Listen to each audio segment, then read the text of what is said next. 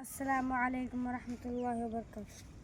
الحمد لله الذي هدانا لهذا وما كنا لنهتدي لولا أن هدانا الله. أما بعد، قال الله تعالى في القرآن المجيد: أعوذ بالله من الشيطان الرجيم، بسم الله الرحمن الرحيم. اتل ما اوحي إلیک من الکتاب واقم الصلاة. وہ ایک سجدہ جسے تو گرہ سمجھتا ہے ہزار سجدے سے دیتا ہے آدمی کو نجات.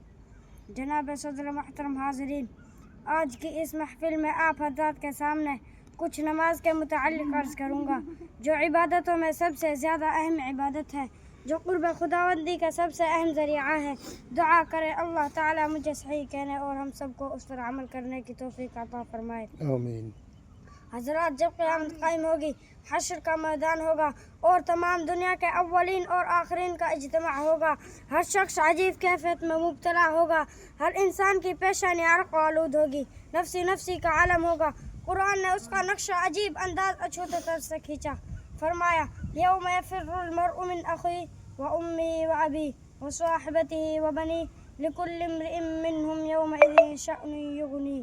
یعنی وہ دن ایسا ہوگا جس دن بھائی بھائی سے جدا ہوگا، بیٹی ماں سے بھاگے گی، باپ بیٹے سے نفرت کرے گا، شوہر بیوی سے الگ تھلگ ہوگا، بیوی اپنے شوہر سے کوسوں دور بھاگے گی. غرض اس دن ہر انسان ایک شان بے نیازی ہوگی. حق کی جانب سے بھی ارشاد ہوگا: آج یہاں نہ تمہاری جائیداد کام آئے گی، نہ تمہارے محلات تمہیں بچا سکیں گے، نہ تمہارے دوست و حباب کا جمع غفیر بچا سکے گا. آج تو صرف اور صرف تمہارے اعمال کام آئیں گے، تمہاری دیانت و امانت، تمہاری صدقات و روحانیت آج تمہیں اس یوم الجزا سے بچا سکے گی. ارشاد ہوگا: یہ گھڑی محشر کی ہے تو عرصۂ محشر میں ہے، یہ گھڑی محشر کی ہے تو عرصۂ محشر میں ہے، پیش کر غافل عمل کر کوئی دفتر میں ہے. دوستو، ان تمام اعمالوں میں سے بھی سب سے پہلے نماز کا سوال کیا جائے گا. پوچھا جائے گا: ہم نے تمہیں صحت و تندرستی عطا کی تھی، تم نے اسے نماز کے لیے استعمال کیا یا نہیں؟ روز محشر کے جاغ راز